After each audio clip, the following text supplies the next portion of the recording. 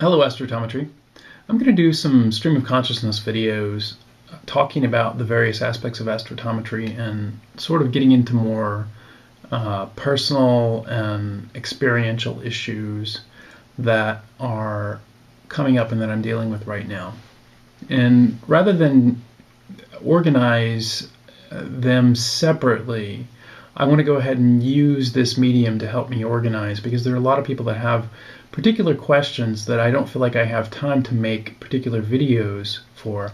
I have a sort of plan for producing a sort of lecture series on astrophotometry, but at the same time I want to be able to keep the sort of momentum that I have here on the channel going. What happened with astrophotometry is I saw something about the nature of the world. I've seen something, and obviously if you look at what I'm saying with the earthquake predictions and how they're related, the earthquakes are related to the coronal holes, a lot of people are getting the idea, well, maybe this guy does know something, maybe we should listen to him. And I'm very, very concerned about what I've discovered, because it is such a traumatic shift in consciousness. It's such a dramatic change in the way that we're going to have to be considering what is our world and how our world actually functions, and what the stars are.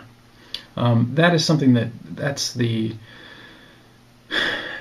simple implications of astrophotometry, is that it's what the stars are. And seeing this, when I first saw this, it was very, very disturbing. When I first realized what the nature of the paradigm shift that's necessary to go from the heliocentric model to the chronocentric hypersymmetric model, or supersymmetric model. I guess I like hypersymmetric, but I'm calling it chronocentric hypersymmetric.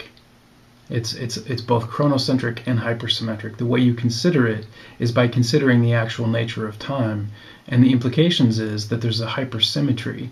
There's a supersymmetry that exists not just on the subatomic level, but in the cosmos.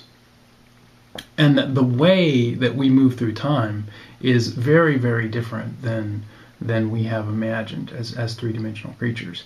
That's the big change. The big difference is the doors that it opens, the possibilities that it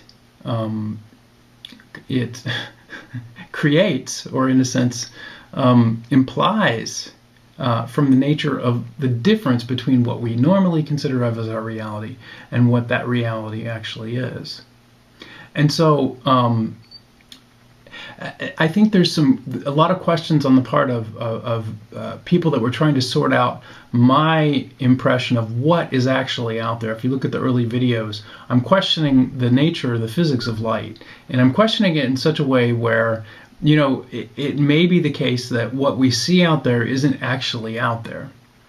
And it could be the case that what we see out there has nothing to do with what's actually out there at all. In other words, there might not be those sort of spheres. That might be a hologram of sorts that we're seeing at a distance.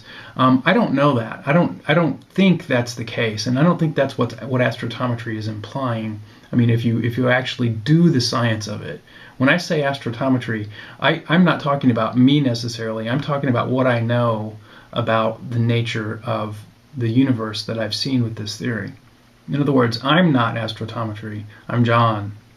And John has discovered something about the nature of the world, and that discovery he's calling astrophotometry, and it's a sort of science.